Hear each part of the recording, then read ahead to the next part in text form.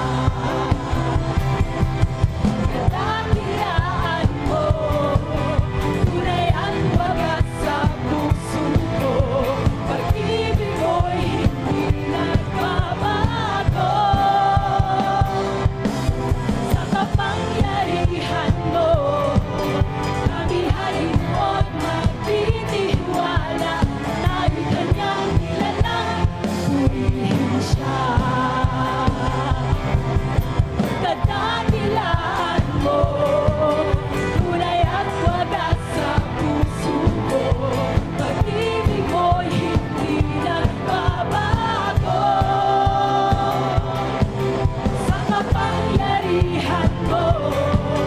Kami ay doon magtitiwala. Tayo'y kanyang nilalang. Tayo'y kanyang nilalang. Tayo'y kanyang nilalang. Purihin siya. Sumigaw sa galak ang lahat ng nilalang. Purihin ang Diyos na may kagalakan. Sumigaw sa galak ang lahat ng nilalang. Purihin ang Diyos na may kagalakan. Wagas na papuri sa Kanya ibigay. Purihin siya, awitan siya, luwalhatiin siya. Sumigaw sa galak ang lahat ng bigay. Purihin ang Diyos na may kagalakan. Sumigaw sa galak ang lahat ng bigay. Purihin ang Diyos na may kagalakan. Wagas na papuri sa Kanya ibigay. Purihin siya, awitan siya, luwalhatiin siya. Wagas na papuri sa Kanya ibigay. Purihin siya, awitan siya, luwalhatiin siya.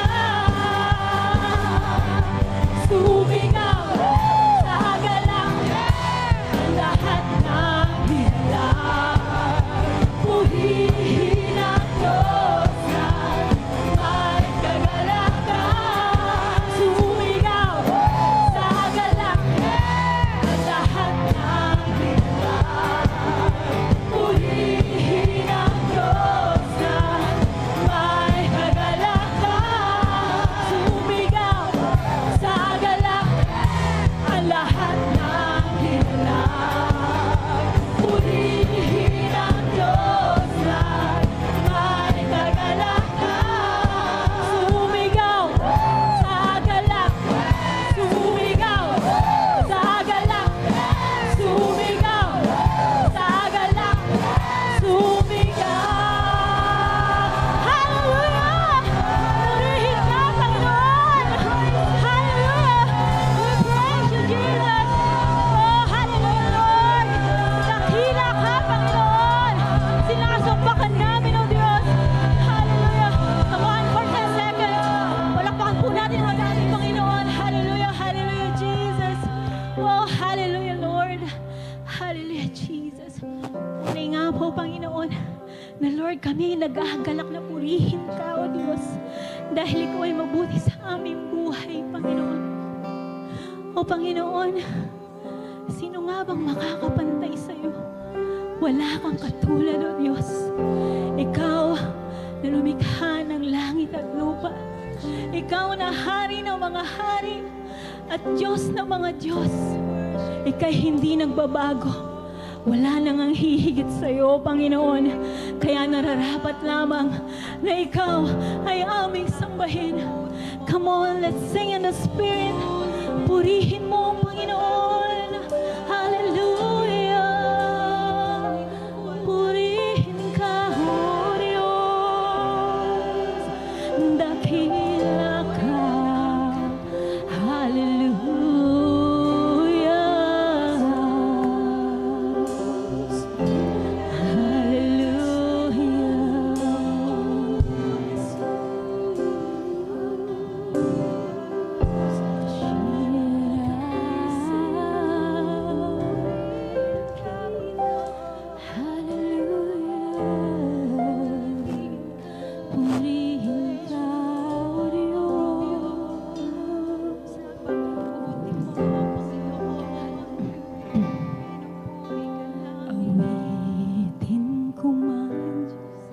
lahat ng awit sa mundo, di kayang ilarawan ng kadakilaan mo. Kulang ang lahat ng tula, kulang maging mga salita upang ihaya ang kabutihan mo.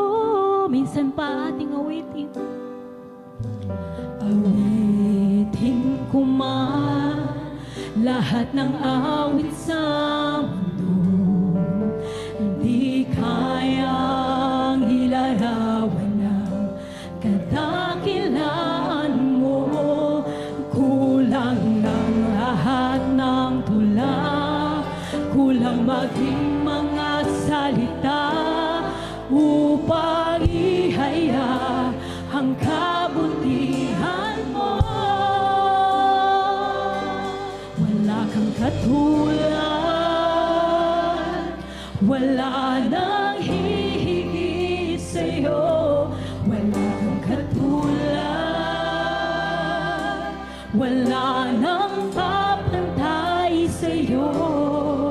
Ikaw ang Diyos noon pa man, maging ngayon at kailanman. Sa habang panahon, wala kang katulad.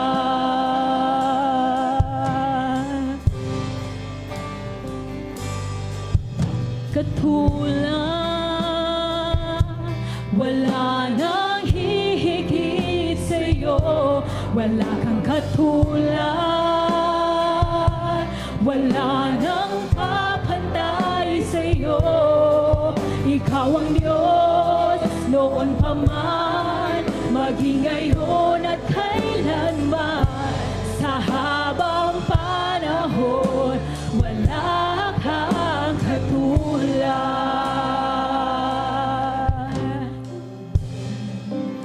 Kuman lahat ng awit sa mundo, di kayang ilarawan ng kadakilaan mo. Kulang ang lahat ng tula, kulang maging mga salita upang ihayag ang kabutihan mo. Wala kang katulad, wala na hihigit sa'yo. Wala kang katulad,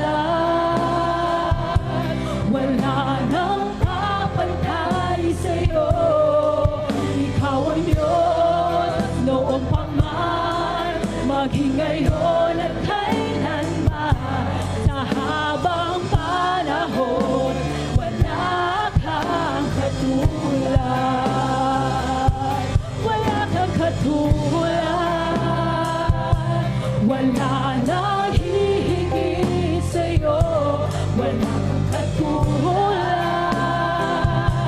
wala nang papantay sa'yo. Ikaw ang Diyos noon pa man, maging ngayon at kailanman. Sa habang panahon, wala kang katulad. Wala kang katulad, wala nang hihigit sa'yo. Wala kang katulad, wala nang papantay sa'yo. Ikaw ang Diyos noon pa man, maging ngayon at kailanman. Sa habang panahon, wala kang katulad.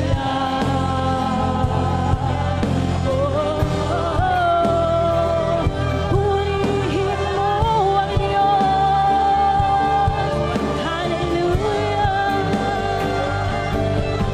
Purihin ka. Wala kang katulad.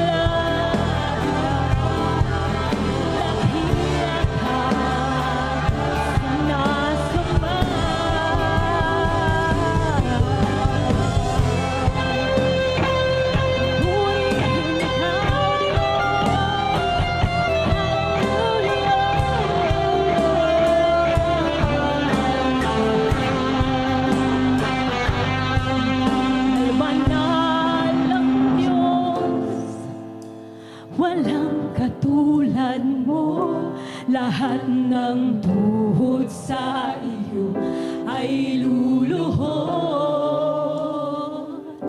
Lahat na labi magsasabing ikaw lamang, Jesus, ang Panginoon. Kabanal-banal ang Diyos, walang katulad mo, lahat ng tuhod sa iyo ay luluhod.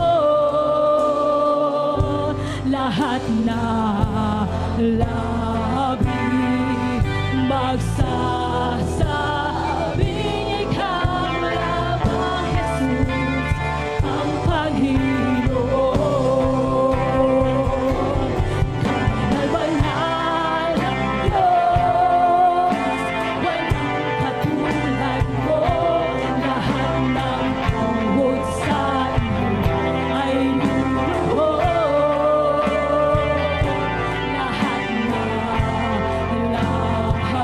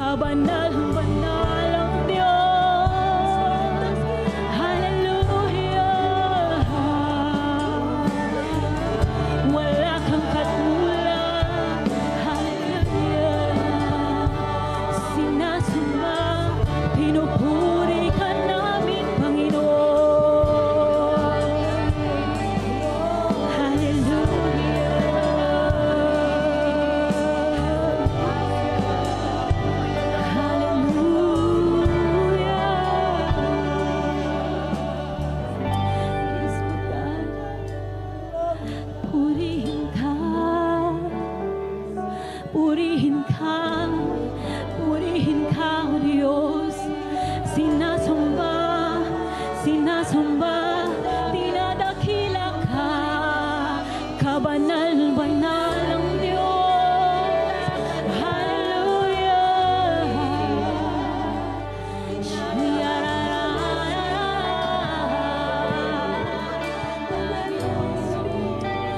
Hallelujah, Lord. Hallelujah, Jesus. Maraming salamat, Panginoon. Salamat sa iyong kadakilaan, O Diyos, sa aming mga buhay. Salamat, Panginoon, dahil wala kang katulad, O Diyos. Walang makahihigit sa iyo, Panginoon. Ikaw ang Diyos ng mga Diyos at Hari ng mga hari. Panginoon, purihin ka sa aming buhay, O Diyos. Panginoon, sambahin ka. Ikaw lamang ang aming itataas, O Diyos. Hallelujah. Maraming salamat po, Panginoon, sa araw na to, O Diyos. Salamat, Panginoon, sa iyong kabutihan, sa iyong katapatan, sa iyong kadakilaan sa aming mga buhay, O Diyos. Kaya nararapat lamang, Panginoon, na ibalik namin sa iyo, O Diyos, lahat ng papuri at pasasalamat.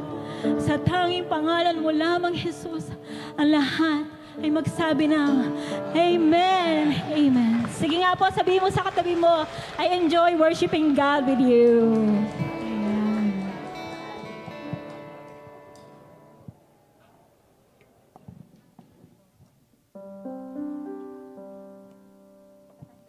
Thank you, praise and worship team, for that powerful praise and worship. Good morning po, Life Giver family. I'm Maria Patricia Badango. And I'm Michael Badango. We are here. We are from Moms and Dad Lives Group of Life Giver Elliptical, and we are here today to testify kung gaano kabuti at faithful ng Diyos sa buhay namin. Yes, in October of 2018 po, we got married. And sa grasya po ng Panginoon, this year po is our 6th-year wedding anniversary. Yes. Favor ng Lord dahil 2 months po after nung kasal namin, ay may nagregalo po sa amin ng accommodation, and we were able to travel to Thailand, and it also became our honeymoon. It's our first travel out of the country. And early of 2019 naman po, we were able to invest in a pre-selling condo. Yes, at the same year, nakalipat po ako ng trabaho where I can serve in the ministry. A few years after lang po na ako ma-hired, napadala po ako sa ibang bansa, and another favor from God that I was able to bring my wife. Yeah. And we were able to visit Netherlands, Germany, and France. Yes, December of 2019 naman po, nalaman kong pregnant ako, and that year was officially the year I became a mom. So happy Mother's Day po sa lahat ng nanay. Happy Mother's Day po. And the year naman po of 2020 comes, the pandemic hits. Ang hirap po palang mabuntis during pandemic. Yung takot at kaba ay totoo, pero mas totoo po ang Diyos natin. The Lord provided for everything. Kahit mga panahong nagkakaubusan na po sa groceries, yung mga pagkain, mga goods, hindi po kami pinabayaan ng Diyos. By God's grace, na-sustain po kami during pandemic. And by August of 2020, we were able to deliver a healthy baby girl. And fast forward naman po to 2022, we receive another favor from the Lord.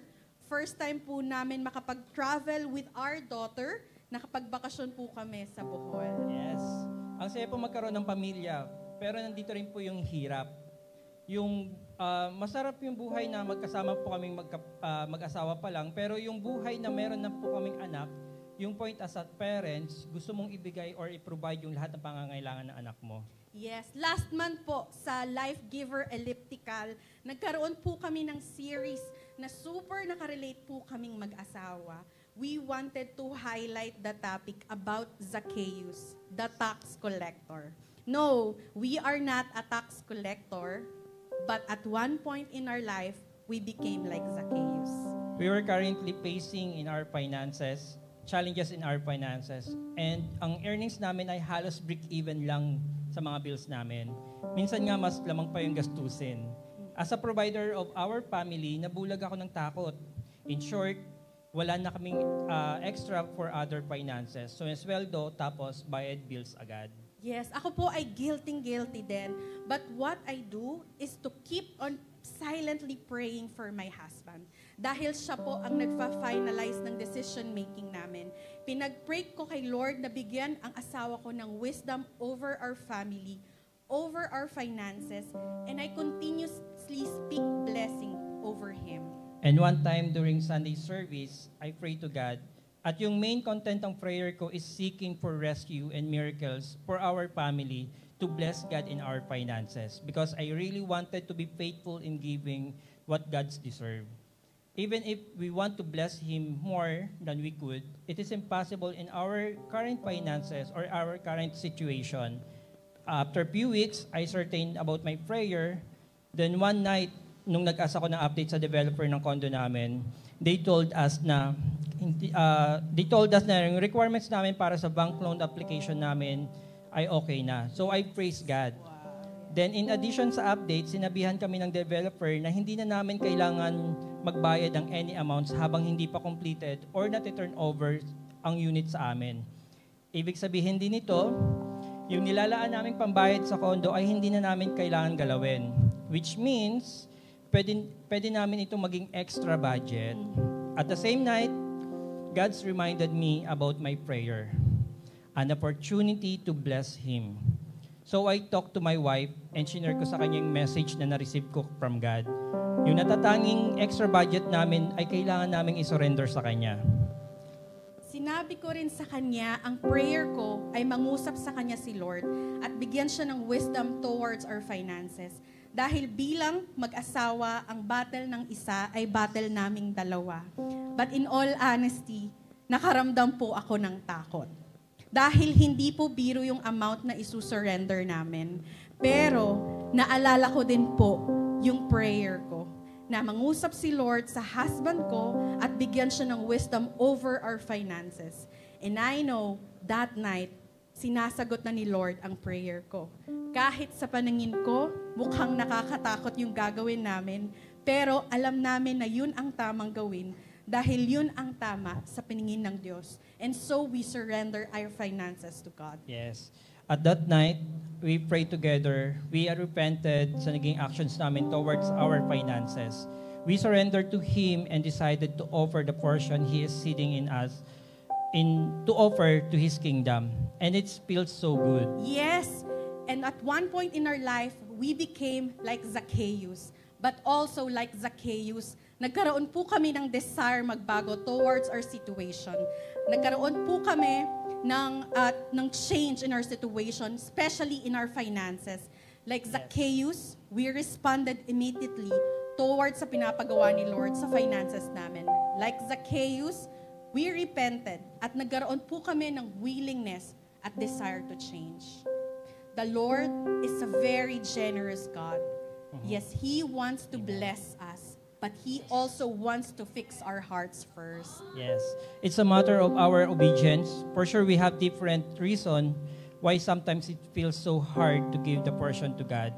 And despite of so many reasons of difficulties in giving, God remains faithful in us. Hindi naman talaga intention ni God na saktan or pahirapan tayo. Ang kailangan lang niya ay pagsuko at pagsunod sa kanyang kalooban. At sa oras na tayo ay sumunod at sumuko, doon naman niya ibubuhos ang pagpapala at kapangyarihan niya to bless us. Sa sarili niya kaparaanan at sa paraan na hindi natin inaasahan. Yes, and so we wanted to share yung verse na inimpress sa amin ni Lord last year, na up until this year po, doon pa rin po niya kami nililid. Yes. Isaiah chapter 41 verse 10, it says, "So do not fear, for I am with you. Do not be dismayed, for I am your God. I will strengthen you, and I will help you. I will uphold you with my righteous hand." Yes, do not fear. Sa panahong natatakot ka sa mga testings at challenges ng buhay, do not fear. Sa panahong natatakot kang lumabas ng comfort zone, do not fear. Sa panahong paparating na ang due dates, ang bills, do not fear. Because the Lord is with you. Naway maging faithful Christians po tayo at hindi maging faithless Christians sa pagbibigay. After the obedience, si Lord na po yung nag-orchestrate ng lahat ng mga process namin sa condo. Naging smooth po yung mga transactions, applications, at glory to God, nakapag-move in na rin po kami. At napadedicate na din po namin ang unit namin dahil that unit belongs to God. Today mark our 1 month living in our new condo. Yes, for sure, there will be a lot of challenges pa po in the future. But praise God, no more missed tithes. Yes. At glory to God na nakapag first fruit pa po kami this year. Amen. Faithfully na pong nagbibigay sa Panginoon kahit na may kahit pa. Napansin po namin na simula nung nag-tithes kami ng tama, hindi kami nagkulang at hindi din kami stress sa aming finances. Totoong hindi po madaling mag-surrender, but when you surrender sa Panginoon, He will be sufficient. Yes. Okay.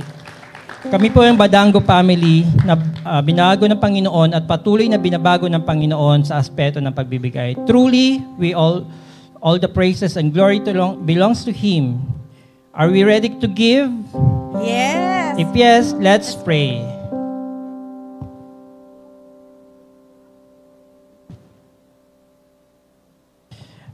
Heavenly Father, maraming salamat po for another opportunity to honor you in our finances. And may we, as we bring back the portion that belongs to you, naway patuloy niyo po kaming bigyan ng lakas na lumabas sa aming comfort zone as we fully depend on you sa aspeto ng aming pagbibigay.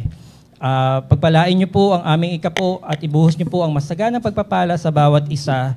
In Jesus' name, Amen. Life Giver family, Let's let's give.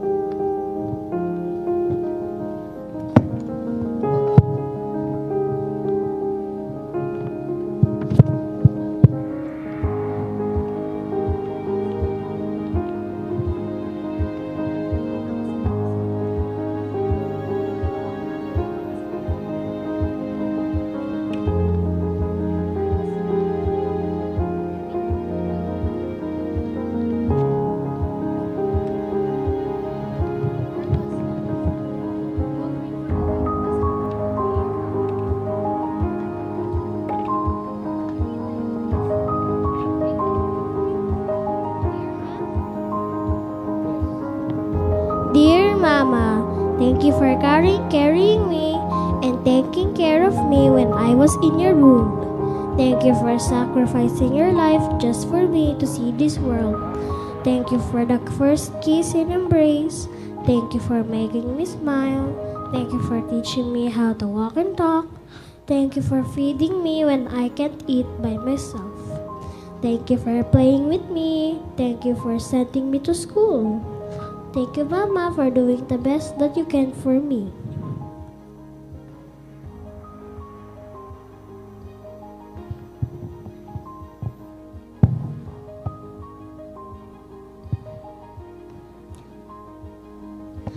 Nak, pakiabot ang hanger, magsasampay ako. Sino pala maghuhugas ng plato? Tambak na yung hugasin dyan sa lababo. Tama na nga yan, cellphone.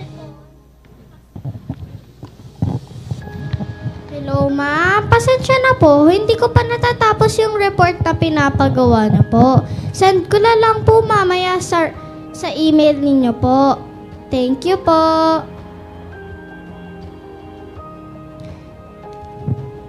Nak, maya-maya pa ako makakauwi. May tatapusin lang ko dito sa office. May ulam pa dyan sa rep, initin mo na lang ha. Banana Q, turon, lumpiang Shanghai, bili na po kayo, mainit pa po. Ano sa inyo? Banana Q? Ilan? Dalawain mo na para maubos na to at makauwi na po ako sa aking anak. Hello, Nak. Uwi ako dyan sa linggo. Pag day off ko na, wag kayo mag-away ng mga kapatid mo. May pasalubong ako sa inyo pag uwi ko. Sige na, bye-bye. Hello, anak. Kamusta kayo dyan? Ang lamig-lamig dito. Natanggap niyo ba yung bayad para sa tuition fee ni ate? Yung party ni Bunso, nag-enjoy ba siya? Kunting tiis na lang, sa Pasko, nandyan na ako. Apo, pakiabot nga po ng ng gamot ko, nasa drawer lang. At pakisuyo na rin ng tubig. Pasensya na anak, matanda na si nanay. Mahina na.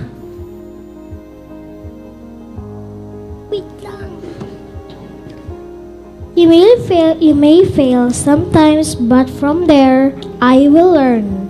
You may hurt my heart, but it teaches me courage. You may not be perfect, but God knows that you are for me. God didn't make a mistake for making you my mama. I honor you, I love you, and Happy Mother's Day!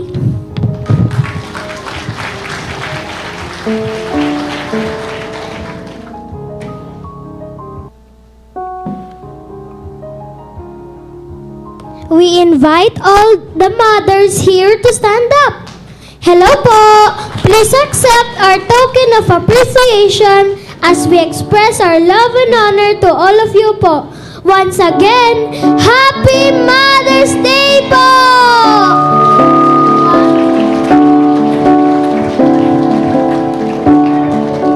Happy Mother's Day sa lahat ng mga nanay.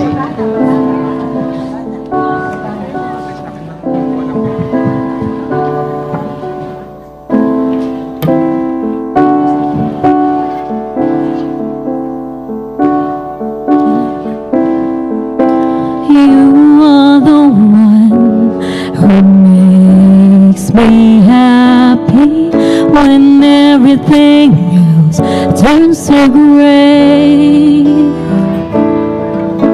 Yours is the voice that makes me mornings and sends me out into the day.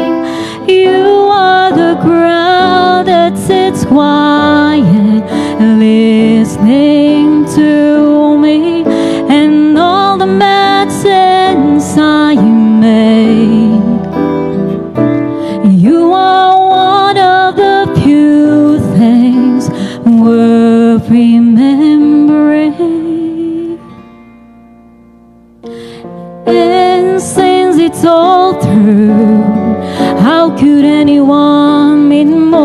me than you.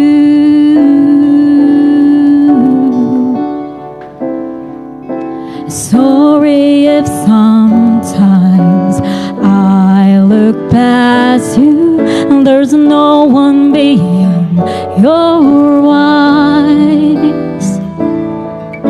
Inside my head, the wheels are turning.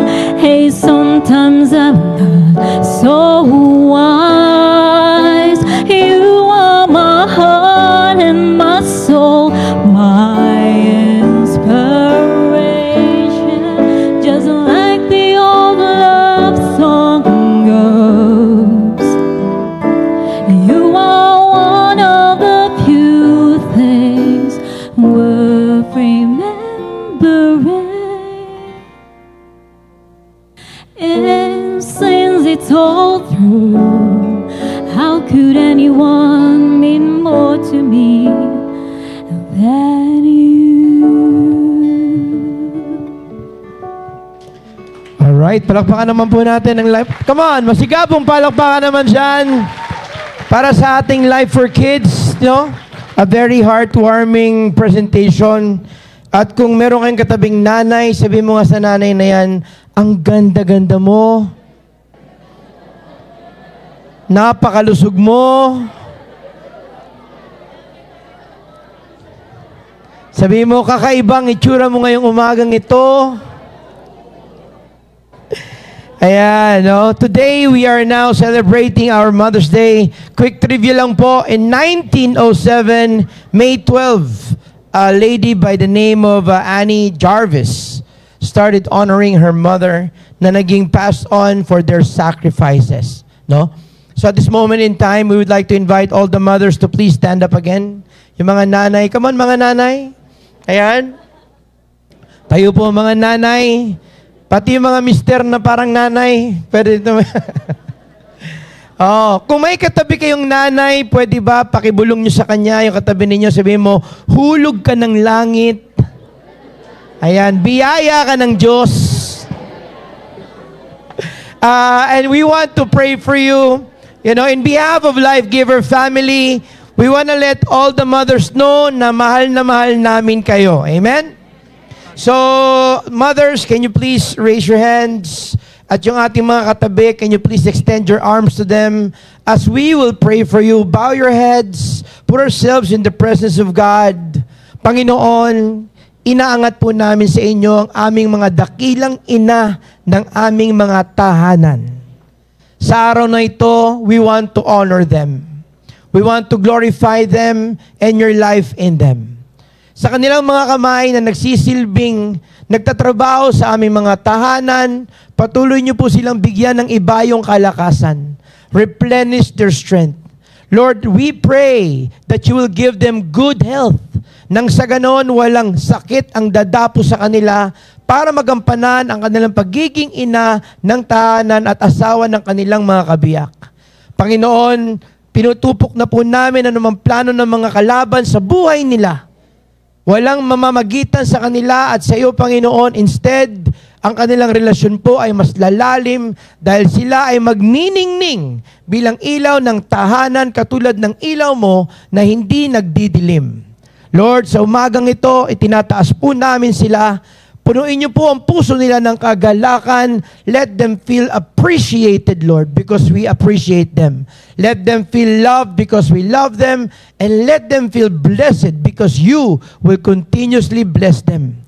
So today, Lord, we lift them up because we love them. In Jesus' name. And everybody say, Amen and Amen. Pakisabi sa mga nakatayong nanay, mahal na mahal namin kayo, Mami. Amen? Pwede na po kayo makaupo. And today, hindi lang po ang ating mga nanay ang VIPs dahil meron din tayong mga very, very VIPs in the house. And this is our new friends. So, kung meron dyan nakatayo dyan na merong orange sticker, pwede po bang tumayo muna tayo? Ayan. Ayan. Okay? Ang ating mga new friends, pwede nyo po silang kamayan. Yung mga katabi nyo dyan. Ayan. Alright? Dito po sa ating sa Life Giver family, we want you to know that we are more than just a church. We are a family. and we would like to connect with you and with your exciting new life with the Lord, no? So, at this moment in time, let's pray for them as well. Heavenly Father, tinataas po namin ang aming mga new friends. Nawa, ito'y magiging hudyat ng panibagong biyahe at journey with you, Lord. We pray that this is not the first, nor this is the last. It will be a continuous journey with our Life Giver family. Our Connect friends, in Jesus' name we pray. Amen and amen. Gusto ko pong malaman ninyo na meron tayong Connect friends. Ating Connect friends natin, kaway-kaway naman dyan. No? Bibigyan po nila kayo ng konting form, fill it up, at pag binalik nyo po sa kanila, mariredeem nyo na po ang inyong reward today. May kapalit pong regalo ang fill-up form na yun. Amen? Alright. So, while our new friends are filling up our forms, ito po ang ating announcement. Alright? Life Giver News coming in, VIP night. Our new friends, this is for you. Be excited because merong sorpresa po on June 22. Ayan, at Life Giver Center Roof Deck, 7 p.m. Sa mga nag-invite, please make sure to bring your new friends with you. Kailan po yung date? June 22. Anong oras? 7 p.m. So sana po makarating po kayo doon. Okay? Ano lagay yan? 5 to 7 p.m. Amen. Alright? Victorious Life Class. Woo! Parang ako lang yata excited ngayong umagang to. Amen. Di ba? Ulitin natin. Victorious Life Class. Yan. Para sa lahat po ng Life Retreat graduates natin, panahon na para ituloy ninyo ang journey nyo victoriously by enrolling sa ating Victorious Life Class for only 750 pesos. Register at the lobby pagbaba ninyo or on the link that's flashed on the screen. Alright? So see you po sa ating VLC. Another announcement, Central Youth Camp. Mga kabataan, nandiyan ba kayo? Para isa lang yung kabataan, no? Mga kabataan, nandiyan ba kayo? Ayan, para sa ating Central Youth Camp, calling all Central Youth, we will be having our very first youth camp. This will be happening on July 4 to 6. Early bird promotion, 3,800 pesos dahil ang regular is 4,000. So register at livegiverchurch.ph/youthcamp. At now, meron tayong huling announcement, isa sa pakinaabangan, the Moses Staff Conference. Yan. Palapakan po natin yan. Come on! Ito po ay para sa mga pastor at para sa mga leaders only, no? You will explore the leadership of Moses at perspective niya in managing church at matututunan natin ang mga sermon techniques para maiangat ang ating shepherding skills. Ang mga key topics will include strategies for handling problematic members. Meron ba ditong problematic members? Tignan mo yung katabi mo, sabihin mo, ikaw yun. Okay? Monitoring the church progress and outreach efforts. Napaka-importante po that this conference is open to all pastors and church key leaders. Ibig sabihin, ministry heads, church admin, life group leaders, and mentors and coaches only. Ang date po natin ay June 8. Mark the calendar. June 8, 2024. It will be a whole day, 9 to 5 p.m. And here's our very own dito po sa taas, Life Giver Center, Solomon Hall, at ang registration po is only 500 pesos. You may also register at www.lifegiverchurch.pm/mstaff. Don't miss the opportunity because this will truly change your leadership skill. We will see you there. I believe, tapos na po mag-fill up ang ating mga new friends. Tama po ba? Okay, Connect friends, pwede natin kunin yan. And thank you, Lord. Sabihin mo, thank you, Lord. Now, let's hear a powerful word from our very own, ang tatay ng ating church, Bishop Manny Santiago. Amen. Tatayo po tayo lahat, purihin ang Panginoon Diyos. Of course, ating batiin pa rin ang mga mommies at higit sa lahat ang mga katabi natin. Sige po, room around and tell him, you look great today. Magandang umaga, magandang hapon sa iyo. Come on, room around.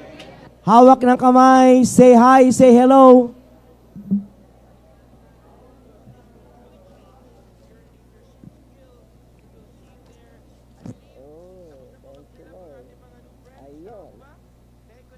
Manalangin tayo sa Panginoon. Marami po salamat, Panginoon. Nagsasalita ka na naman sa amin. Salamat sa araw ng mga mommies na siyang mga bayani namin, Panginoon, sa buhay namin ito. Hindi kami pwedeng mabuhay na walang mga kababaihan na nag-aruga sa amin. Sila ang ina ng bayan, ina ng bansa, at ina ng pamilya. Ang church namin ay lumalago because of the mommies who have contributed a lot, Father, for the advancement of the gospel. They are now missionaries being sent to different parts of the world. And I pray that you continue to take care of them. May you, Father, grant the innermost desire of their heart. We love you, we thank you, we praise you in Jesus' name. Amen. Bago tayo mo po, sabihin mo sa katabi mo, sagot ko na lunch mo, kapatid. As usual. Uy, ang mga notebook, pwede makita ang mga notebook. Uy, mga notebook, ang ating ballpen, purihin ng Panginoon, pampirma sa cheque. Okay, praise the Lord. At higit sa lahat ang ating mga Bible. Kung wala kayong dalang Bible, sabihin mo, ako ay Bible, walking Bible. I pray. Okay. Today, may pag-uusapan tayo na isa napakasela na topic na siyang controversial sa lahat ng mga pastors at mga nag-aaral ng Biblia. Let's go to the genealogy of Jesus Christ. Can we go to Matthew 1:16 to 1-16? This is the genealogy of Jesus Christ, the Messiah, the son of David, the son of Abraham. Sabi rito, Abraham was the father of Isaac, Isaac the father of Jacob, Jacob the father of Judah and his brothers, Judah the father of Perez and Zerah, whose name was Tamar, Perez and the father of Hezron, Hezron father of Ram, Ram father of Aminadab, Aminadab the father of Nashon, Nashon the father of Salmon, Salmon the father of Boaz, whose name was Rahab, Boaz the father of Obed, whose name was Ruth, and Obed the father of Jesse, and Jesse the father of King David, and David the father of Solomon, whose mother has been Uriah's wife. Diyan magko-concentrate ang ating pag-uusapan from verse 3 up to verse 6.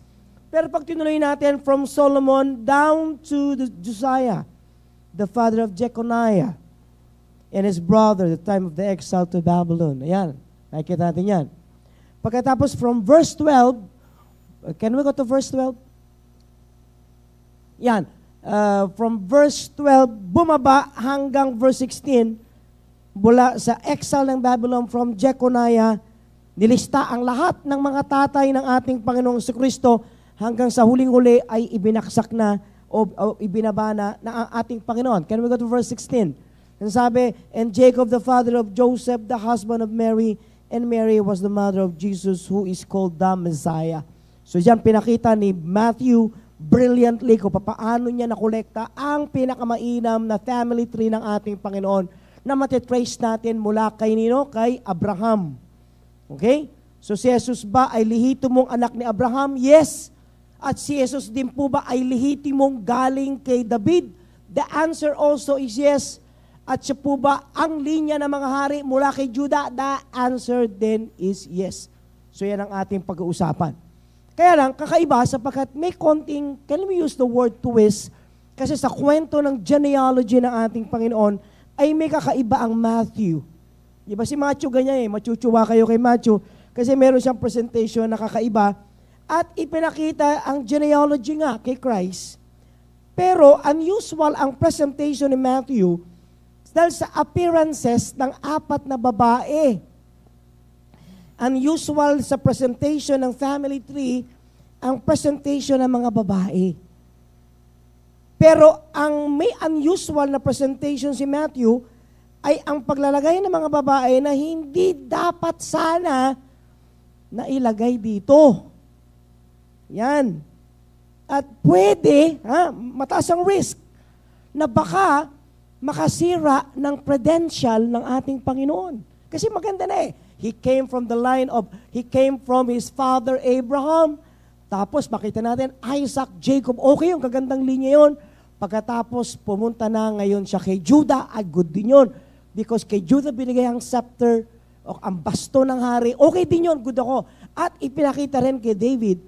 Kaya lang, sana, kung ako sana ang sumulat, hindi ko sana lalagay ito. Kung ako ay maingat na manunulat, hindi ko ito lalagay sapagkat may nag-appear na 4 na babae. At ang 4 na babae ay questionable. Na sana, ako lang yon, hindi na ilagay. Balikan natin ulit. Tingnan natin, 3. Tingnan natin, verse 3. Judah the father of Perez and Zerah, whose mother was Tamar or Tamar. Perez the father of Hezron, Hezron father of Ram, Ram father of Aminadab, Aminadab the father of Nashon, Nashon the father of Salmon. Tapos, tuloy pa. Salmon the father of Boaz, whose mother is Rahab. Uy, hindi ko gusto yun. Yung kanina may Tamar, hindi maganda yun. Si Rahab, naku, di rin maganda ito. At tapos meron pa siyang Obed, whose mother was Ruth. Naku, di rin ito maganda. Pag-usapan natin to. Katapos, Jesse the father of David, and David was the father of Solomon, whose mother has been Uriah's wife. So he was talking about Bathsheba. Wow. So pag-usapan natin. Are you excited? Tingnan na kaya natin, pag-aralan natin. Pero nag-ayos na ako ng buhok, baka magnipis ang buhok ko nito. Bunga ng napakahirap intindihin ito. So sino ito? Ang mga babae na mga lola at nanay ng Panginoon. At kung kayo ay maglalagay ng mga pangalan ng mga nanay, siguro mas maganda matrace sa mga nanay nyo kay Elizabeth Taylor. Tama po ba? O Julia Roberts. Sino pa magagandang mga nanay? Nenet Bustos. My Lord. Sino ba magagandang na? Yeah, pwede yan. Ano ba? Come on. Oh, lovely. Ano ba yan? So una, pag-usapan natin si Tamar. Who is Tamar? Verse 3, Judah the father of Perez, whose name was, the mother was Tamar. So allow me to share with you the chart. Come on, pakita nga natin, anak.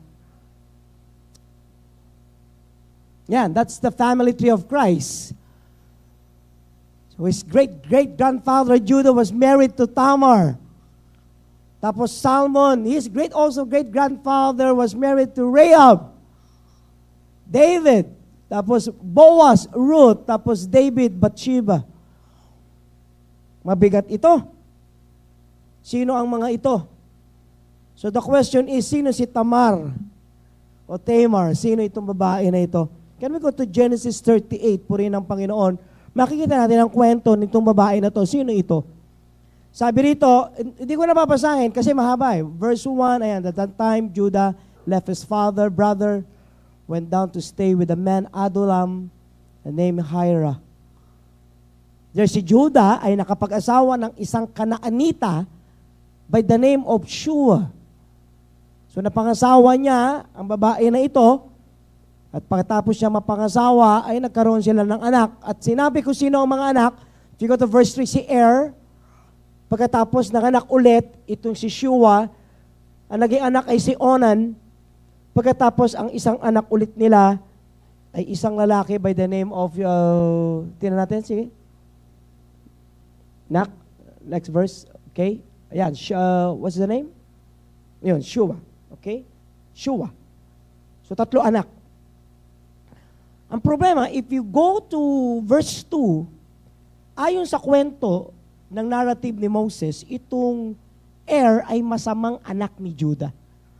And so, sinabi rito na siya daw po ay namatay.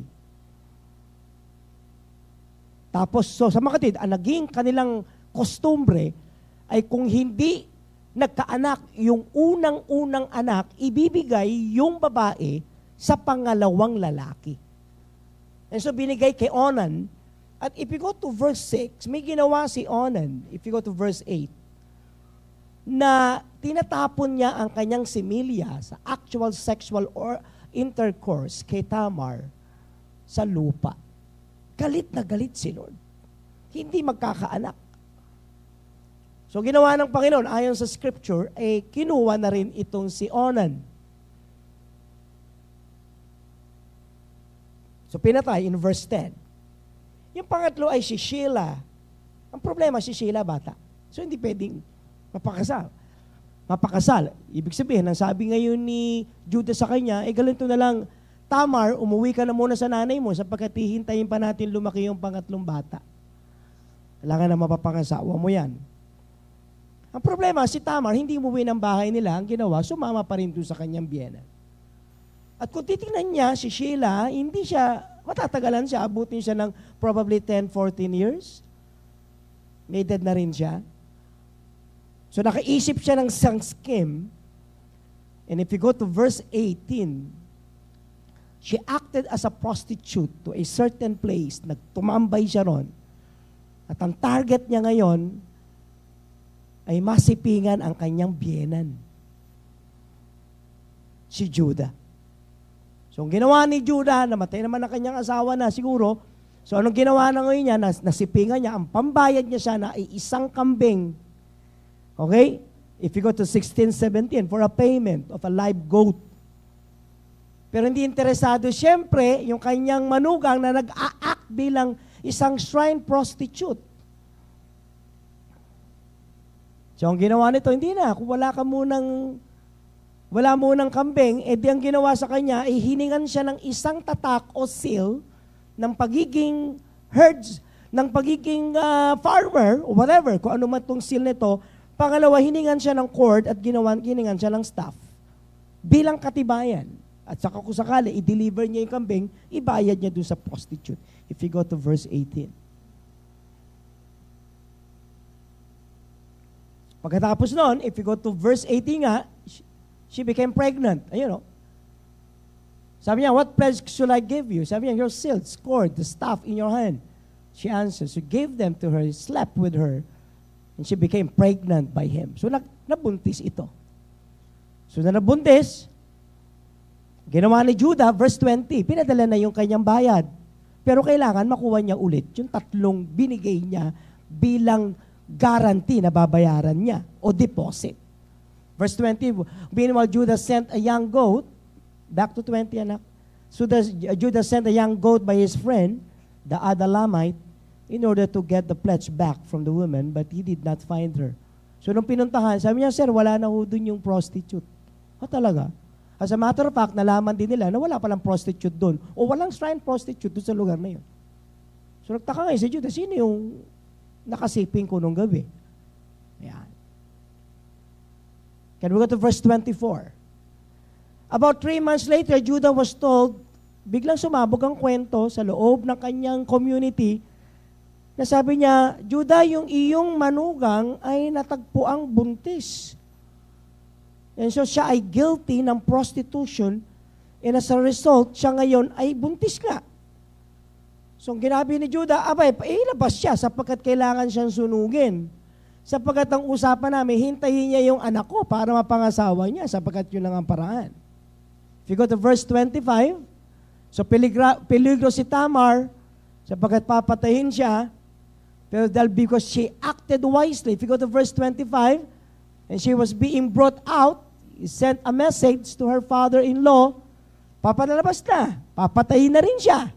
Sabi niya, I am pregnant by the man who owned this, she said. And she added that, see if you can recognize whose seal and cord and staff these are.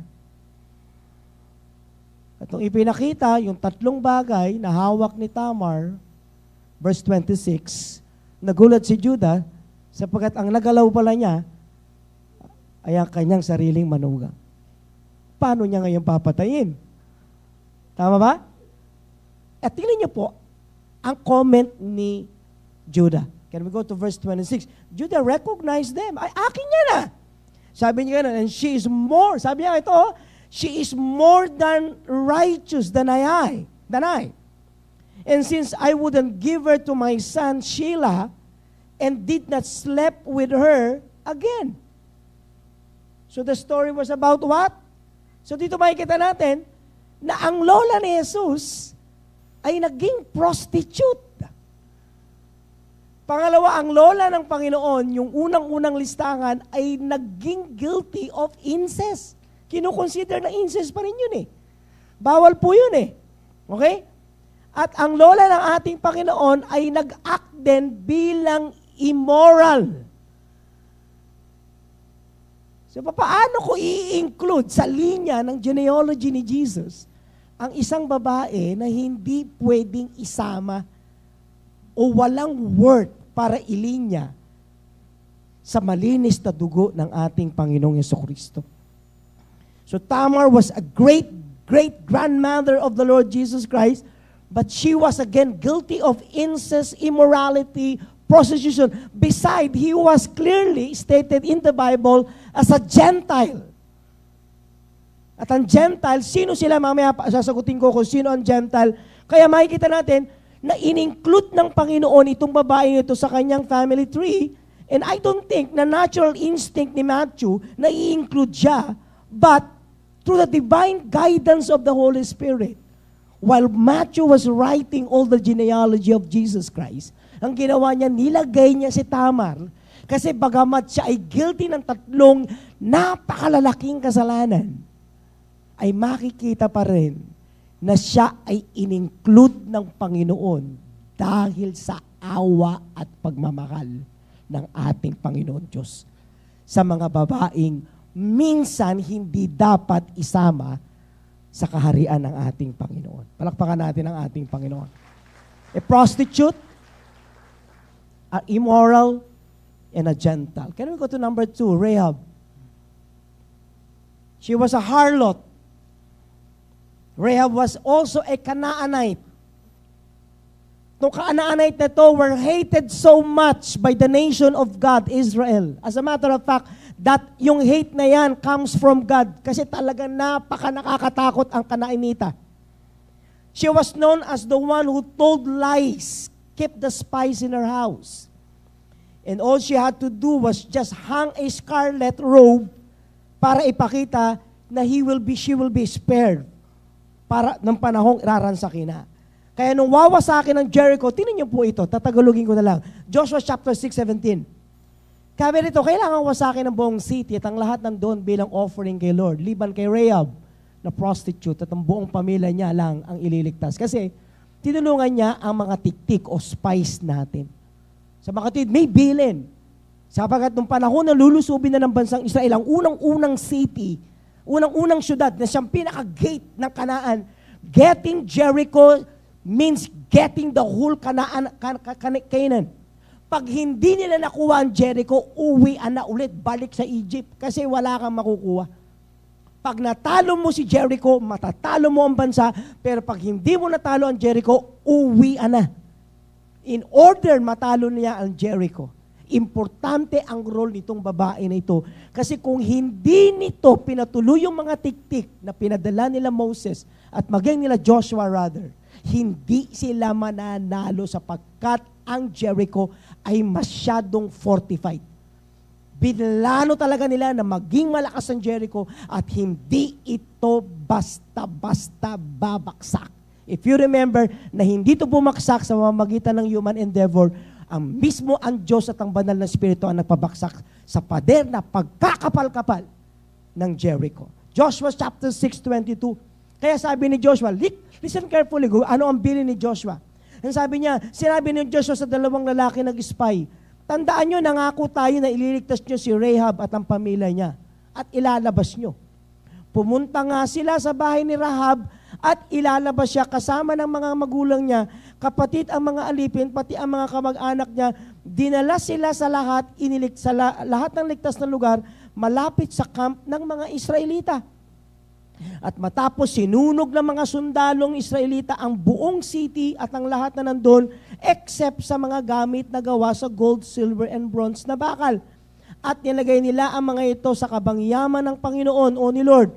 Pero iniligtas ni Joshua si Rahab, ang pamilya niya, naninirahan sa Israel at ang descendants ni Rahab hanggang ngayon kasi itinago niya ang 2 lalaki ni Joshua para mag-spy sa Jericho. Now listen carefully, I'll give you a little background of Rahab was one of the most beautiful prostitutes in Jericho. The beautiful. When I say beautiful, of course, wala naman tayo makikitang prostitute na hindi beautiful. Tama po ba? Maganda yung babae.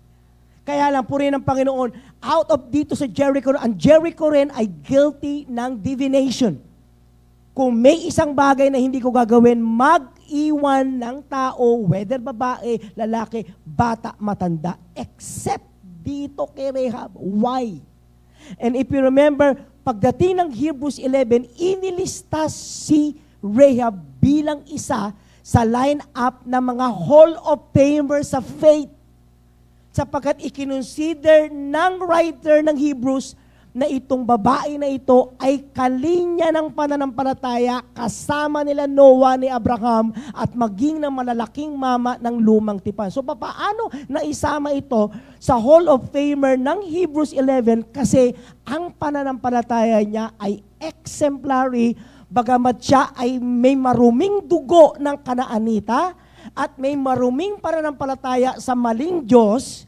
She was able to take care of the two spies, which is an act of faith that cleanses his wrong unbelief about God. Ibig sabihin, ang pangalawang lola ng Panginoon ay prostitute na naman, pangalawa, harlot na naman, at isang Kanaanitang babae na contaminated sa kasalanan na ipinasa ni Baal.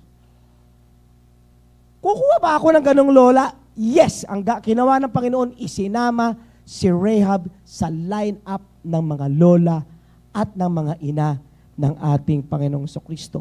If you go, eto nangyari. Sino ngayon ito?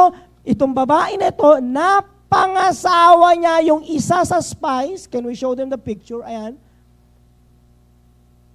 Napangasawa niya isang spies by the name of Salmon, at ang naging anak nila ay si Boaz, na makikita natin sa libro ng Ruth. Pangatlong lola ng ating Panginoon. Palakpakan muna natin ang ating Panginoon. Hallelujah. Are you okay? Gaano kalinis ang pamilya nyo? Number 3, Ruth. Sino si Ruth? Sabi sa Bible na si Ruth ay isang Moabite. So ano ang Moabite? Ang Moabite ay greater sa mga gigabyte. Totoo yun. Mas mataas to. So, sino to? Genesis 19, if you remember in Genesis 19, ay ang destruction ng Sodom and Gomorrah. Nung nakasurvive ang dalawang anak ni Lot, na-conspired sila na ilure ang kanyang tatay, pinatulog, tapos sinipingan. Yung dalawang babae, both na buntis, at ang naging anak nitong dalawang babae na ito ay si Moab at si Ammon. Genesis 19:36-38, sinabi ang resulta nitong incest na ito. So both Lot's daughter became pregnant of their father. The older daughter had a son, and she named him Moab. He is the father of the Moabites today. And the younger daughter also had a son. She named him Ben-Ami. He is the father of the Ammonites today. At magugulat kayo kung sino itong dalawang ito ay ang pinakamasakit sa ulong kasamang kapitbahay ng bansang Israel. Kung may nagpasakit ng ulo ng bansang Israel ay ang sarili nilang pinsan. Pinsan nila to eh. Pero mo, minsan pinsan mo, minsan kapatid mo, ang magiging malaking problema mo minsan sa buhay. At sumakit ang ulo ng bansang Israel sa mga tao na ito. Galit siya. At ayaw ng Panginoon never makipag-treaty sa mga tao na ito. Sapagkat sila po ay may kakaibang attitude na pagiging traidor. At sa gitna ng kwento ng Judges, if you read the book of Judges, which is I think the darkest moment in Israel's time, ay may isang magandang kwento tungkol kay Naomi. Hindi maganda ang nangyari sa Judges except sa kwento ni Naomi at Ruth. At itong Moabita na ito si Ruth. Moabite siya eh. Nung panahon na malaking famine sa Israel, mula sa Bethlehem si Naomi, nagpunta sila papuntang Moab at doon muna tumira. At ang nangyari, ang pamilya ni Naomi, namatay ang mga anak ni Naomi, at ang isa sa anak ni Naomi ay asawa ni Ruth. At nung namatay na, nag-propose si Naomi na uwi na ako ng Bethlehem, Ruth, dyan ka na maiwan, taga dito ka naman. At ayaw Sumunod ni Ruth, sabi niya, sasama ako sa iyo. Ang magiging Diyos mo, Diyos ko. Ang magiging tao mo, tao ko. Kung saan ka mamamatay, doon din ako ililibing. Kita mo, gusto magtipid talaga, makahanap ng libreng libingan. Ano? At ano nangyari? Kaya lang ang panahon na yon, may malaking problema, sapagkat nung umalis itong pamilya na ito papuntang Moab, ay naisanla o pwedeng naibenta ang property ni Elimelech. At ayon sa pag-aaral ng mga dalubhasa, may possibility na isanla na ang tawag din benta, pero pagdating ng year of Jubilee ay ibabalik din ang property doon sa totoong may-ari. Sapagkat napaka-stricto ng bansang Israel na ilagay talaga ang tunay na may-ari. Ililipat lang ang pangalan ng Elimelech sa kanyang pangalawang anak. Ang problema, hindi nagkaanak kailanman si Ruth doon sa anak o pangalawang anak na namatay. So ano nangyari? Pag uwi nila po doon, Moabite, dala-dala mo, considered na foreigner, at considered na hindi mo pwedeng isama. Kailanman? Kaya doon na pangasawa sa Moab eh. So ano po nangyari? So sa sobrang hirap nila, ang pamilya ni Naomi at ni Ruth ay umuwi at ang trabaho na lang nila ay makigapas. Pero ang gapas na ito ay tinatawag natin gleaning. What do you mean by gleaning? Namumulot. Oo. Namumulot sila, nag-glean, nagmumulot na lang sapagkat may batas ang bansang Israel na kapag ikaw ay may malaking lupa, magtitira ka ng ilang portion at hindi nyo masyadong gigiikin upang maiwan ang lahat ng mga binhi na pwedeng pulutin ng mga mahihirap. Rule yun. Rule yun. So yan. Can we go to chapter 4? Chapter 3, verse 7 to 9. Problema, may lupa siya, babalik ka na. Ang problema, may babae sa isang lalaking tagapagmana, pero patay. So, dalawang issue.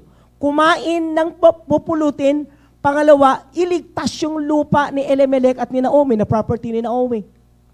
So, dito papasok ang ating issue, usapin na tinatawag na kinsman redeemer, o sa Tagalog, pinakamalapit na kamag-anak. Purihin ang Panginoon. Kaya sabi ni Ruth, galinto. Sabi niya, mamumulot ka naman ng pagkain. Sabi niya, mamulot ka sa pagkain o ng binhi sa lupain ni Boaz kasi siya ay kamag-anak. Pero ang paglapit niya rito ay kakaiba, kaya babasahin ko sa Pinoy version in order makita natin mabuti at intindihin kung paano anong gagawin ni Ruth sa paglapit sa kanyang kamag-anak, si Boaz. Matanda si Boaz eh. Ba't binata? Kaya ano nangyari? Can we go to verse, ayan na, verse 8, chapter 3, verse 8. Andiyan na yung verse. Okay? Tagalogin ko. Pumunta nga si Ruth sa giikan. Gawa niya kung anong, at gagawin na niya ang sinabi sa kanya ni Ruth, ni Naomi.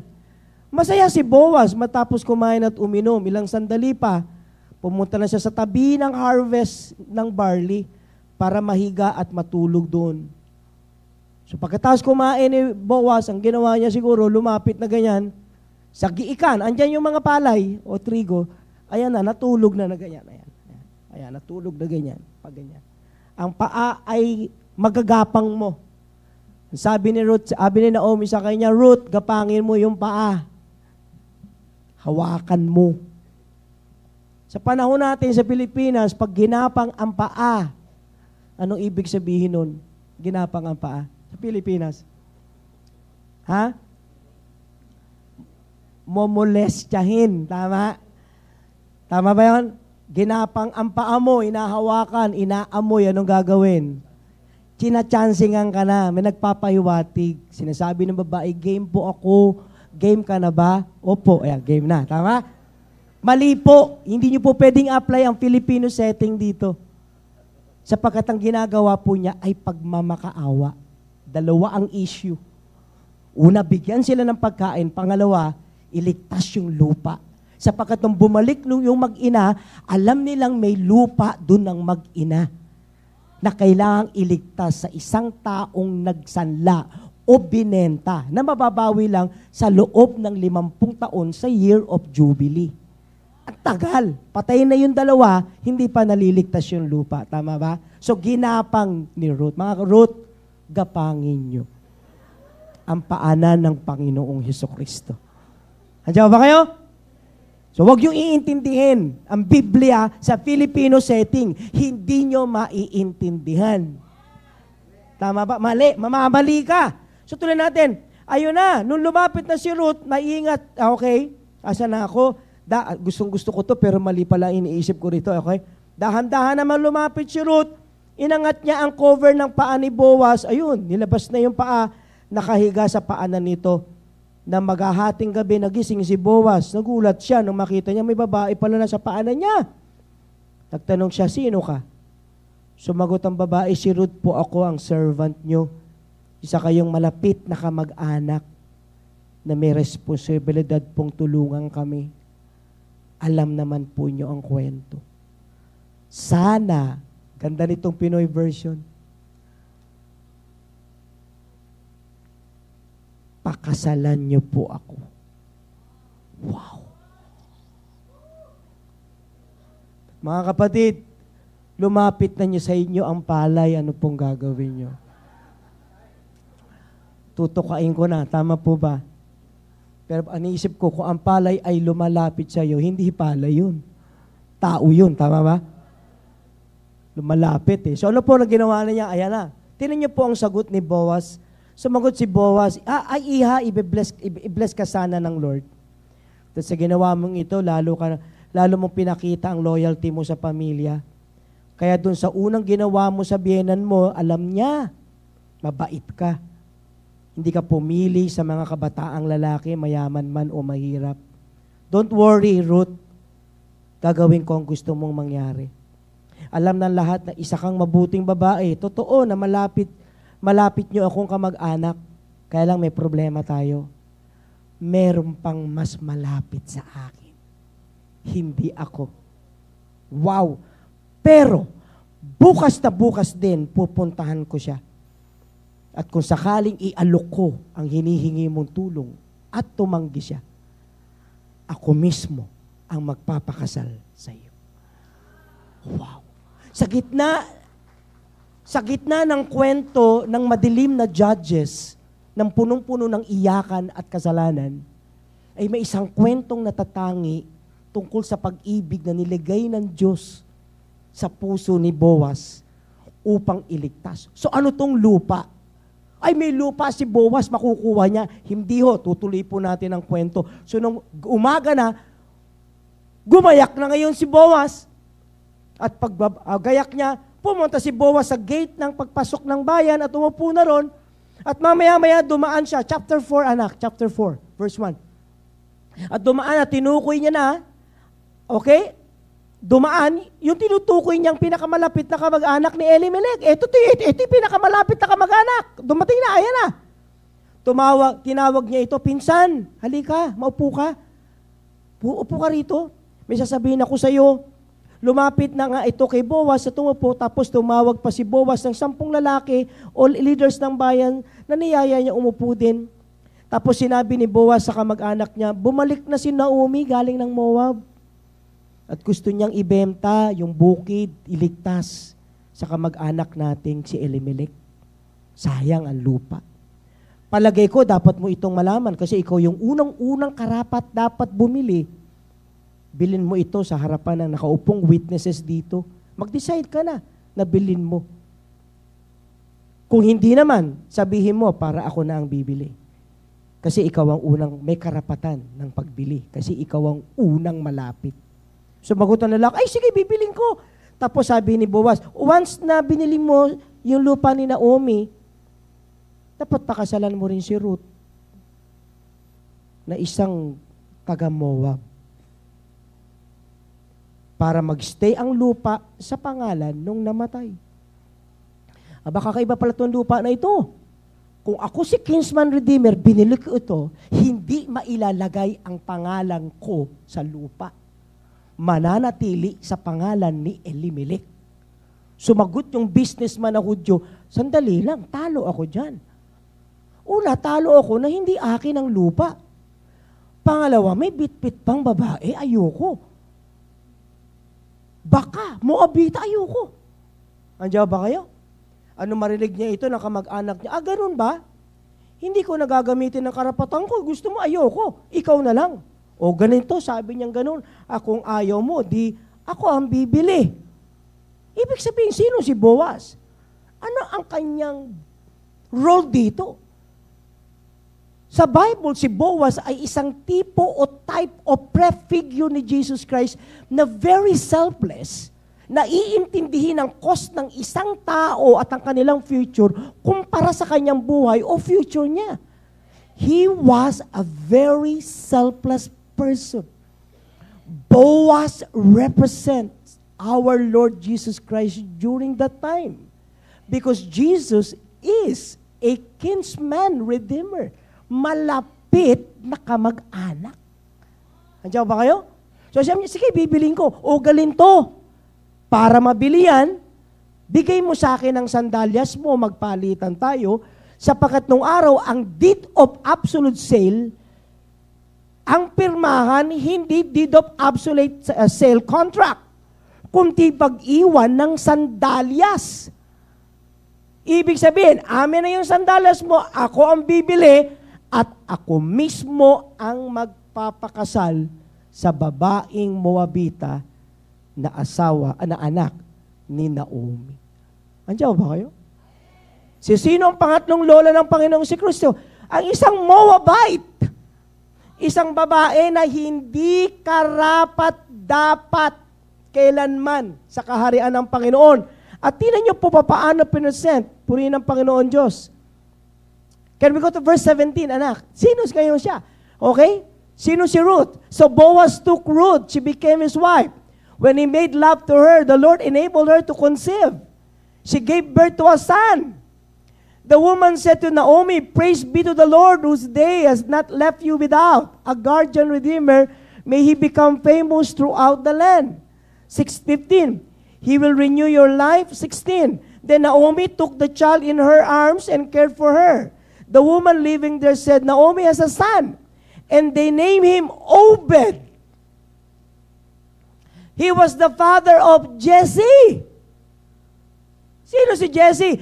Jesse is the father of King David. Wow! Andiyan ba kayo?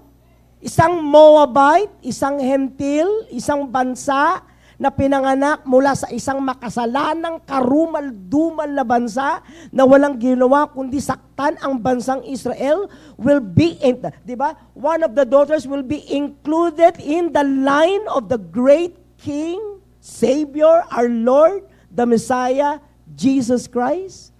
Wow! Wow talaga. Iba ang Panginoon. Pang-apat na tao na lola ng Panginoong Jesucristo is a woman by the name of Bathsheba. Siguro sa una pa lang pangalan, maliligo na agad talaga eh. Huling pangalan ito na nailista. Palakpakan mo natin ang Panginoon doon sa pangatlo. Pang-apat, Bathsheba. And Jesse, the father of David. David was the father of Solomon. His mother had been Uriah's wife. Bakit ito nangyari? Sino si Bathsheba? Ang kwento ni David ay nasa loob ng 1st, 2nd Samuel. Ang 1st Samuel, glorious, pinapakita rito kung paano gumagalaw si Yahweh sa buhay ni David. Pero pagdating sa latter part ng Samuel, ang pinakamalupit at pinakamadalim sa buhay ng kaharian ni David. Isa ito sa kwento ng 2nd Samuel na sana hindi na natin mababasa. Sinabi ng Matthew na ang ngalan ng babae ay asawa ni Uriah at hindi na mention kailanman si Bathsheba. Nag-ingat kaya si Matthew sa pagsabi ng pangalan? Hindi ko alam. So ang kwento ni Bathsheba ay pangangalon niya, pagkakagusto ng isang tao na napakataas ng sexual passion na nagkaroon ng gusto sa isang babae, hindi niya tunay na asawa. Kay Bathsheba, na-commit ni David ang adultery, sinundan ng lying, cover-up, hanggang sa nagkaroon ng ultimately nagkaroon ng pagpatay. As a result, makikita natin na yung unang anak ng dalawang ito ay namatay nung gabing ito ay ipinanganak. So sobrang iyakan. At dito na makikita natin, dito babaksak ang kaharian ni David. Sobrang hihina ang kaharian ni David. At walang makakatalo kay David. If you go to 1st, 2nd Samuel, David was a military genius, a military prodigy. Until now, no one is equal with David when it comes to war engagement. He is advanced in military tactics, training, strategy, and engagements. Ang Israel, na kinawawa ng mga Palestinians for 300 years, ay naging superpower mula ng hawakan ni David at ng mga general niya. Lahat ng gera pinanalo ni David. Liban sa isang internal na gera na meron sa kanyang pagkatao. Na dito lalabas ang isang kasalanan na mamumuo na pagbabayaran ni David hanggang siya'y nabubuhay. Walang pakinabang sa kasalanan. At sa kabila nitong pang-aagaw ni David na ito, inagaw na nga niya itong babae na to, namatay ang anak niya. Mali. Okay? Kaya lang, if you go to verse 6, tingnan natin yung verse 6.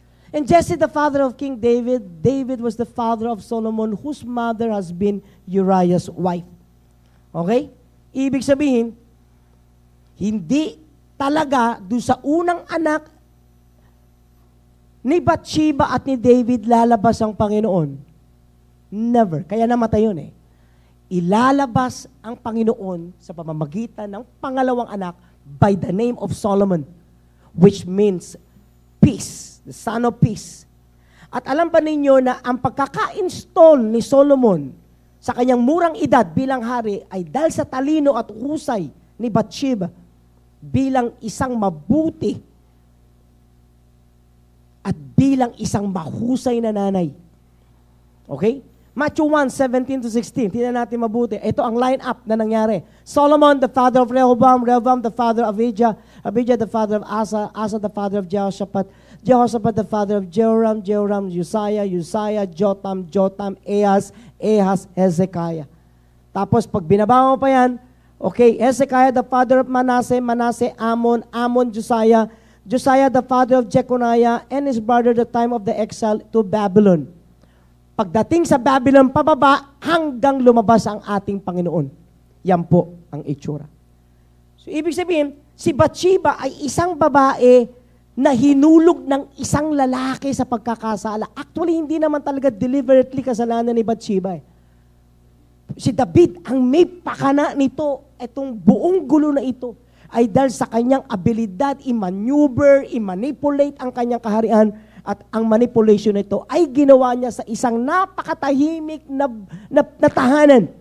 As a matter of fact, ang asawa nito ay nagdulot ng sobrang kagalakan sa kanyang bansa, sapagkat walang ginawa si Uriah kundi i-expand at i-extend ang kaharian ni David. Pero hindi mo maiisip na si David mismo ang pumatay sa tao na ito na kanyang kaibigan. Loyal, na talagang walang ginawa kundi ilantad ang sarili sa kamatayan upang proteksyonan lamang ang sinasabing agenda ni Lord sa buhay ni Haring David. Kaya itinulak si Bathsheba sa pangangalo niya at adultery. Pero ang tanong ko, paano gagawin ni Jesus na magiging lola ang isang babaeng binabad sa kasinungalingan at binabad sa pangangalo niya? Biyaya lang talaga ng Diyos ang pwedeng gumawa nun. And listen carefully, paano naka-bounce back si Bathsheba? As a matter of fact, nung chinecheck ko ang scripture, yung huling-huling chapter na sinulat ni Solomon, ay ito ang sabi niya, sapagkat nagulat ako sa achievement meron si Bathsheba, no, naka-recover siya, at nung isinilang niya sa Solomon, dito lumabas na ang awa, habag at pag-ibig ng Diyos, na pulutin yung babae mula sa pagkakasadlak ng kasalanan o putik ng kasalanan at ibangon muli mula sa awa, biyaya at pag-ibig ng Panginoon. As a matter of fact, narito po si Bathsheba and she contributed a lot for the expansion and extension of the Word of God through His own Son. Can we go to Proverbs 31? Hindi ito galing kay Solomon. Isang babae na nangalo niya, pero nag-provide ng Word of God sa atin na magiging example, pattern, principle na pwedeng i-apply ng mga Christian.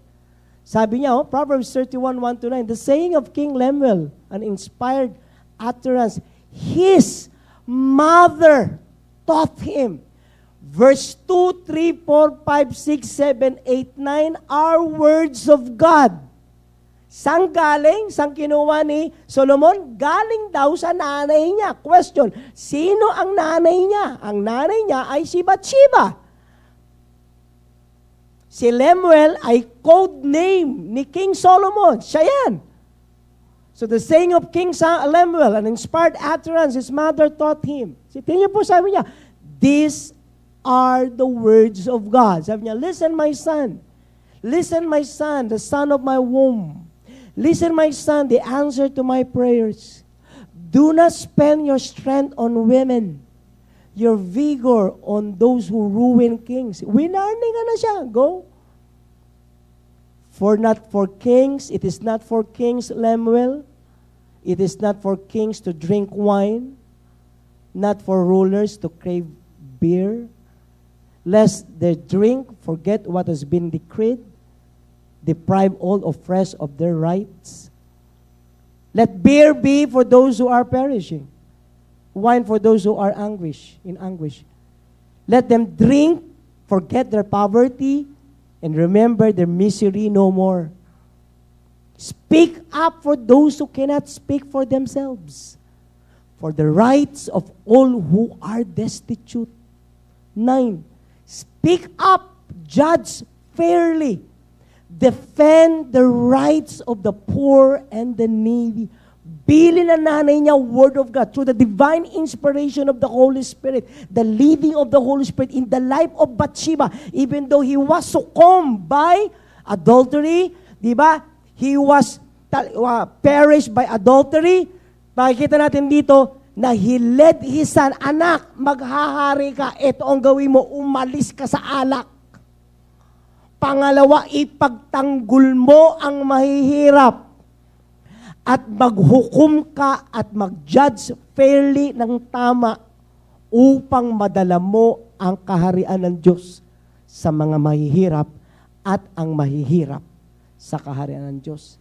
Isang babae na marumi o dinumihan pero naka-bounce back at nakapag-produce ng salita ng Diyos na hanggang ngayon ay prinsipyong ating ibibigay sa ating mga anak kahit pa tayo ay mamatay. Palakpakan natin ang ating Panginoon. Bakit sinama ang mga babae na ito? Will be the question. Bishop, bakit isinama ang 4 na babae na ito na maging lola ng ating Panginoon? Una, the message of inclusion. Ang Diyos ay Diyos ng pagsama. Sinasama niya. Sinasama niya ang tao. Wala siyang itinatangi. Mag-ingat po tayo sa mga churches na nagsasabing hindi dapat nagiging pastor ang mga babae. Binabaliwala nila yung giftings at yung standing ng mga babae sa kaharian ng Diyos at maging sa church. The message is about inclusion, pagsama ng babae. Hindi dinodominate ng lalaki ang paghahari ng Diyos. At hindi dinodominate ng lalaki ang kalooban ng Diyos. At hindi rin dinodominate ng lalaki ang pagbabasa ng salita ng Diyos. Ephesians 2:11-13. Therefore remember that formerly you were Gentiles by birth. Mga hintil kayo nung pinanganak kayo. Hindi kayo mga tuli. Those you are uncircumcised. Remember that at that time you were separated from Christ, excluded from the citizenship in Israel, and foreigner of the covenant of the promise, without hope, without God in the world. But now, in Christ Jesus, you who once were far away have been brought near by the blood of Christ. What is the message? Inclusion. By the blood of Christ, women now are included in the life of Jesus Christ. Hindi mo pwedeng sabihin, hindi, ang mga lalaki lang ang tinatawag ng Panginoon. Kasi ever since, ang lalaki lang ang pinipili ng ating Panginoon. Listen carefully as I debunk that teaching. Galatians 3:28-29. There is neither Jew nor Gentile, neither slave nor free, nor there male and female, for you are all one in Christ. And if you belong to Christ, then you are Abraham's seed and heirs according to the promise. Wala nang pagkakaiba ang Hudyo, Hentil. Hindi na. Wala nang pagkakaiba ang slave or free. Wala na. Wala rin pagkakaiba ang lalaki, babae. Lahat kayo ay iisa sa harapan ng ating Panginoong Jesucristo. Kaya kung kayo ay kay Kristo, babae, lalaki, free or slave, Gentile or Jew, sabi niya, then, kayong lahat ay mga apo ni Abraham. Kayo ay bahagi ng pangako ni Abraham. Wala nang pagkakaiba ang lalaki at ang babae, babae, lalaki, hindi, pare-pareho sila. The message is about inclusion. Women now are being brought near to Christ. The same with the status of men. Men will be used by God for His special purpose as well as the women. Men are writers of the Scripture as well as the women. Ibig sabihin, may mga babaeng may isinamang mga salita ng Diyos na sila ay magiging bahagi ng panawagan, palatuntunan, maging ng panukala ng ating Panginoon. Wala ng pagkakaiba. Palakpakan natin ang ating Panginoon. Number 2, women will be used by God for His glory. Women can lead like Deborah. Biro mo sa kwento ng Judges, biglang may lumitaw na babae ron by the name of Deborah. Pamiram military genius. Pero she was also at the same time a prophetess. Propeta.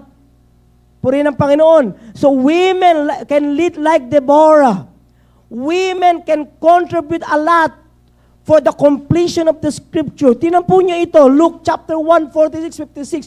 If you think that the mother of Jesus by the name of Mary, hindi siya nakasulat ng Scripture, listen carefully, no? Next verse na. Ayan, no? And Mary said, my soul, tinan niyo, Luke 1, 46-56, she almost occupied the whole chapter 1 of Luke. Tinan niyo po, Mary said, my soul glorifies the Lord. May my spirit rejoices in God my Savior, for He has been mindful of her humble state of her servant. From now on, all generations will call me blessed. For the mighty one who has done great things for me, holy is His name. His mercy extends to those who fear Him from generation to generation. He has performed mighty deeds with His arm. He has scattered those who are proud in the inmost thoughts. He has brought down rulers from their thrones, but has lifted up the humble. He has filled the hungry with good things, but sent the rich away empty. He has helped the servant Israel remember to be merciful. To Abraham his descendant forever, just as He promised our ancestors. And Mary stayed with Elizabeth for about 3 months and then returned home. Mary constructed a message. It was a theocentric message. A message that is centered on God the Father.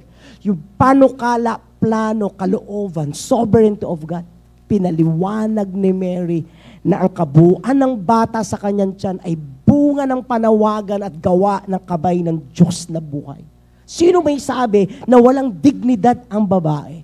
Naalala ko yung isang pastor, Amerikano po siya, na lagi nilang sinasabi women, yung mga pastors na women, you go home. As a matter of fact, blatantly sinabi niya na ang mga babae raw is a disgrace. Disgrace.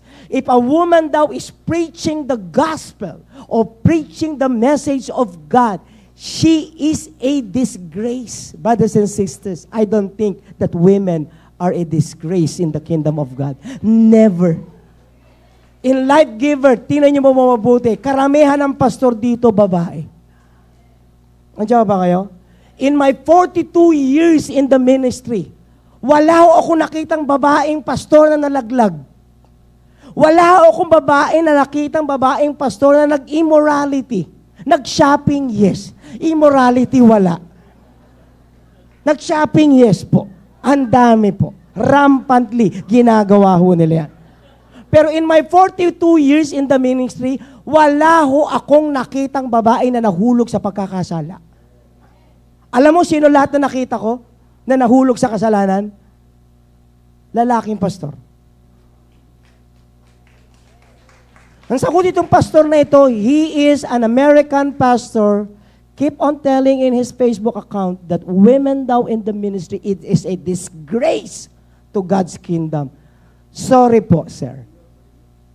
Hindi po sila disgrace. Nung sinabihan si Mary, you are full of grace. Women possesses the grace of God in their life. Number 3, the bountiful grace of God. Purihin ng Panginoon. Tingnan niyo po to tell us how rich the grace of God is. Anong ibig sabihin nito? Sa pamamagitan ng pagsasabi ng 4 na lola ng ating Panginoon, ano po ang sinasabi? Na ang Panginoon ay napakayaman ng biyaya niya. Mga babaeng hentil, isasama, Ephesians chapter 2, hentil, isasama sa panukala ng mga pinili, remnant, o mga piniling bayan ng Diyos. Hindi pwede yun. Di ba mayayabang ang mga Hudyo na kami ang pinili ng aming Panginoon? Nasa amin si Abraham. Ang hentil ay hindi kasama. Hindi po. Marami na hong message si Isaiah that the Gentile will be included in the will and plan of God. Hindi mo pwedeng sabihin, hindi kami lang ang ginagamit ng Panginoon. Hindi kami pastor lang magiging propeta. Ay, kami lang mga pastor ang magiging pastor. Hindi ho! Si Mary ay nag-provide ng isang teaching in chapter 1. Si Bathsheba ay nag-provide ng isang teaching in Proverbs 31. At ang mga ito ay tinatawag na divinely inspired, kinasihan at hiningahan ng banal na Espiritu Santo. As a matter of fact, pati yung image si Lord, both binigay sa babae at lalaki. Male and female, both were created in the very image of God. Wala pa ho ako nakitang babae sa tanang buhay ko na nalaglag sa kasalanan. Ang nakita ko po, puro lalaki. Pastor. Pero babae po, talaga po. Kaya ang church natin, pupunta ka ng Mindanao, may na ron, babae. Si Pastora Jing. Pumunta ka ng Cebu, marami tayong church sa Cebu, babae nandoon. Pumunta ka ng Tacloban, babae ulit. 2 babae andun. Dito mo sa church natin, puro babae. Ako nga minsan nakikilos babae na rin. Kahahawa na lang dito sa church natin, puro babae. Ang church na ito ay hindi hinangaan dahil nagtayo tayo ng building. Hinangaan ang church na ito dahil ang mga babae ay isinama natin sa banal na panukala at palatuntunan ng ating Panginoon. Kaya pag sinabi nila, mga anak ni pastor, puro babae. Ano pagkakaiba? Ano pagkakaiba? Ang mga anak ko, puro babae. Pero mukhang lalaki naman. Ano pagkakaiba? Di ba pag kumilos, puro parang mga lalaki? Aanin ko lalaki na ang bagal-bagal. Babae ay ibabalik ng Diyos upang sabihin sa mga babae that women, you are called by God. The bountiful, rich mercy and grace of God is evident in the life of these fine women of God. What is the message? The grace of God. Biyaya ng Diyos. Kahit na gaano ka karumi, kahit na gaano karumi ang dugo mo, kahit na kanaanita ka, na punong-puno ng divination, kanaanita ka na ikaw ay kinreate probably sa pangalan ni Baal, pwede kang bulutin ng Panginoon mula sa dilim. Kahit si Bathsheba ka na punong-puno ng immorality at adultery, punong-puno ng kasinungaling at ginamit ka sa kahalayan ng isang lalaki, pwede ka pa rin makabalik at mag-provide ng pangalawang anak na magdudulot ng kapayapaan sa buong bansa. Kahit na ikaw si Ruth na Moabita, na walang kinalaman sa calling ng bansa, hindi ka kasama, hindi ka included. You are excluded from the plan of God, but God can qualify even those who are disqualified. By the grace and mercy of God, you are called qualified. Sabi mo sa katabi mo, qualified ka. Si Tamar, na isang prostitute na ibinenta ang kanyang sarili sa kanyang ama o kanyang biyenan dahil sa kanyang maling scheme, pero ang Diyos ay umilalim sa motibo ng babae. At ang sagot ng Panginoon, sa iyo ko pa rin padadaanin, sa dugo mo, ang balat, buhay, dugo, at pagkatao ng natatanging Mesyas at ang pangalan ay ang ating Panginoong Jesucristo. Tatayo po tayo lahat, manalangin tayo sa ating Hallelujah. Can I hear an amen? Hallelujah. Can we shout hallelujah? Praise God. Hallelujah. Woo! Thank you, Lord. Women, rise up. Marami tayong narinig, hindi kayo qualified, hindi kayo pwedeng magturo. Rise up, huwag pakinggan. Hindi sila ang tumawag sa inyo. Ang tumawag sa inyo ay ang Panginoon. Sa panahon na nire-ridicule, nire-reassess, sa panahon na minimenos ng tao ang kakayanan ng mga babae, I have a good news to all of you. Someone up there will continue to call you for you to be used, not for world's pleasure, but for His purpose and for His will. Women, raise your hands. Hallelujah. Men, can we raise also our hands together with them? Let's pray for the women. Rise up. The mercy of God is with you. You are full of grace. The grace of God is with you. Rise up. Sa panahon na binibelittle ka, sa panahon na minimenos ka, sa panahon na minamalit ka, rise up. Kasi bakit? Pinipili ka ng Panginoon. Sa iyo at sa iyong sinapupunan, ilalabas ng Diyos ang mga propeta, ang mga ebanghelista, at ang mga magagaling na pastor. Father, ingatan mo ang mga babae. Maging sila'y nagamit man sa kabuntungan, ginamit for sexual pleasure. But we repent for the sin that never again that these women will be hurt by men. We pray that you will continue to protect them. Women will be protected by the Holy Spirit. That Holy Spirit, the same Holy Spirit who called Mary to give birth to a son, is the same Holy Spirit that will preserve them from purity. Dalangin namin itong Holy Spirit na ito ang siyang magbigay sa kanila ng purity, ng kalinisan, na manatiling malinis sa mga kababaihan.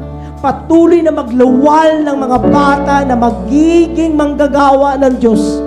Magluwal ng mga magagaling ng mga tao na magpapatakbo ng aming bayan. Dalangin namin na mga babae na ito ay magluluwal sa kalooban ng Diyos, na mahuhusay na mga pastor, mga babae na mananatiling magtatayo ng ekonomiya, patuloy na magpo-produce ng mga magagaling na entrepreneur, mga magagaling na mga babae na magpo-produce ng mga magagaling na doktor, arkitekto, inhinyero, mga magagaling na mga dentista, magagaling na mga manunulat, na mga magagaling na mga aktor, mga tao sa sining, mga babae na bagamat ni-ridicule ay iaangat ng Diyos. Lord, you will continue to lift them up. Put them on the same pedestal with men. Yes, Lord, that is your will. And let your will be done. Lord, patawarin mo ang church namin kung nasaktan namin physically ang aming mga asawa, magkinasaktan namin verbally ang aming mga kabiyak.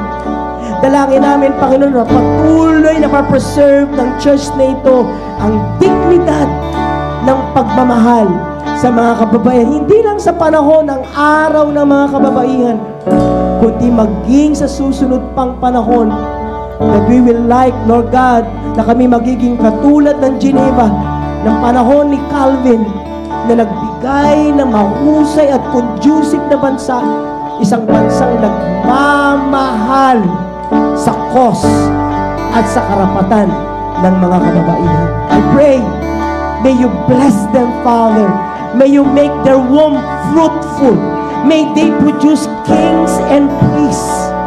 And may you preserve them, because they are, Lord God, they belong to your kingdom, and your kingdom belong to them. We love you, we thank you, we praise you in Jesus' name, and everybody say amen. Happy Mother's Day! Great, Happy Mother's Day! Happy Mother's Day, mommies! Happy Mother's Day!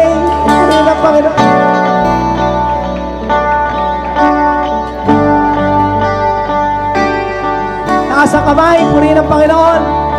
May the good Lord bless you. May He keep you.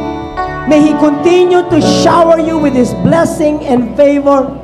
May you remain blessed. May you remain rich in everything. May financial breakthrough come to you right now in the name of Jesus, today and forever. In Jesus' name. And everybody say amen. God bless you, women. Pastors, let's stay. We are willing to pray for you po. Purihin ang Panginoon. Hallelujah. Si Jesus ang lahat sa buhay. Greet one another in the love of the Lord.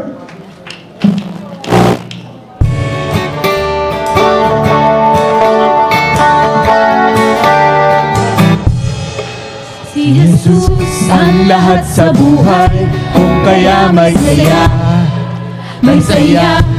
Si Jesus ang lahat sa buhay, kung kaya may saya, may saya. Problema diyang darating, ito'y kanyang lulutasin. Si Jesus ang lahat sa buhay,